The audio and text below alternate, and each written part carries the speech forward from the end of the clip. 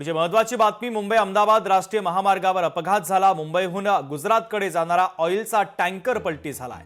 Tanker उड्डाणपुलावरून थेट 30 फूट खोल रोडवरती कोसळला। अपघातामध्ये चालक आणि वाहक गंभीर जखमी झाले, तर तेल गळतीमुळे वाडा पालघर रोडवर सध्या वाहतूक कोंडी देखील झालेली आहे।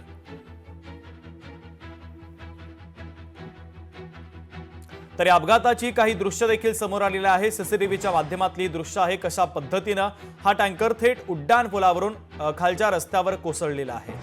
हा तेलाचा टँकर होता, त्यामुळे या परिसरामध्ये सर्वत्र तेलच तेल झालं आणि वाहतूक कोंडी देखील झालेली आहे। या अपघातामध्ये चालक आणि वाहक गंभीर जखमी झाले। 30 फूट खोल रोडवरती हा ऑइलचा टँकर पलटी झालेला आहे। तर रस्त्यावरती सर्वत्र ऑइल पसरल्याचं पाहायला मिळतंय, त्यामुळे वाहतूक कोंडी देखील या परिसरामध्ये झालेली आहे।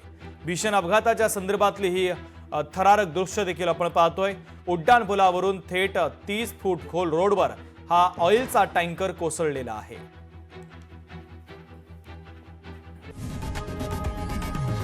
लोकशाही मराठी ऐका, पहा, जागरूक रहा।